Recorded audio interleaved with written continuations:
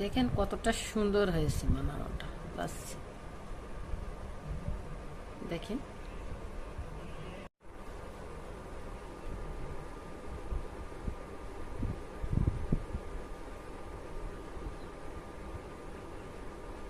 সুন্দর একটা লাচ্ছি।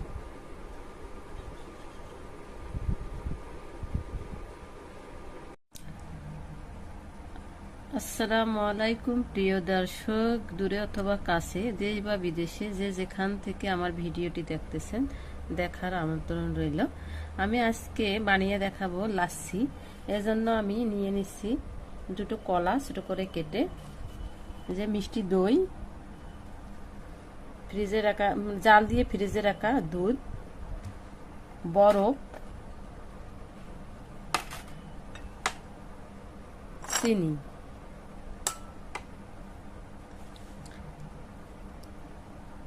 একটা ব্লেন্ডারে জার নিচ্ছি, এর মধ্যে আস্তে সব দিয়ে দিব।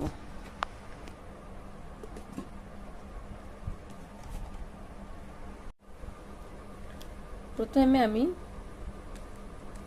দিয়ে দিলাম কলা, দুটো কলা ছোট করে কেটে নিয়েছি। তারপর দিলাম চিনি, এখানে মিষ্টি দই ব্যবহার করব তো চিনির পরিমাণটা একটু কম দিচ্ছি।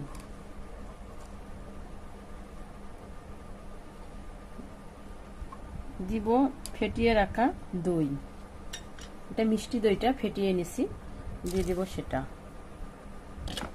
মাটির পাত্রে দইটা করেছিলাম, দিয়ে দিলাম।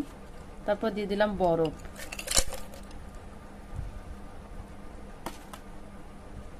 এবার দিয়ে দিলাম জাল করে রাখা ফ্রিজে ঠান্ডা দুধ।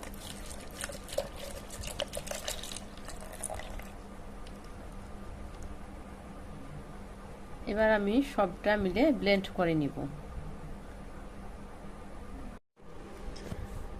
আরও একটা জিনিস দেওয়ার বাকি, পানি, ফ্রিজে নর্মাল টেম্পারেচার রাখা পানি দিয়ে দিলাম। এবার ব্লেন্ড করে নিই, ব্লেন্ড করে নিচ্ছি।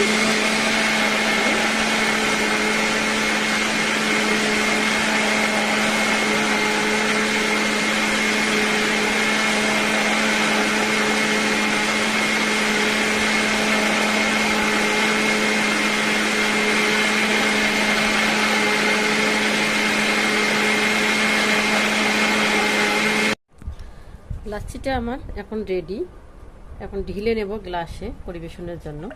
এই দেখেন পানির মতো সোজা রেসিপি, একবারে সোজা রেসিপি। এই গরমে বানিয়ে খেতে পারেন, খুব সুস্বাদু, গরমে খুব আরাম পাবেন খেলে, বানিয়ে নিতে পারেন। এই যে আমার এর মধ্যে 2 গ্লাস হয়ে গেছে, আরও বাকি আছে। আমার লাচ্ছি বানানোটা যদি ভালো লাগে, লাইক, কমেন্ট, শেয়ার করবেন, সাবস্ক্রাইব করবেন, আর নিজে সবাই বানিয়ে খাবেন, খেয়ে দেখবেন যে ভালো লাগে কিনা। আমাকে তো খুবই ভালো লাগছে, এজন্য আমি বানালাম, বানিয়ে দেখাইলাম।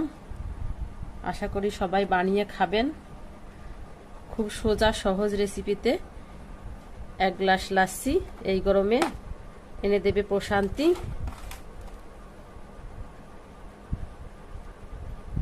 আজ এ পর্যন্ত, আল্লাহ হাফেজ।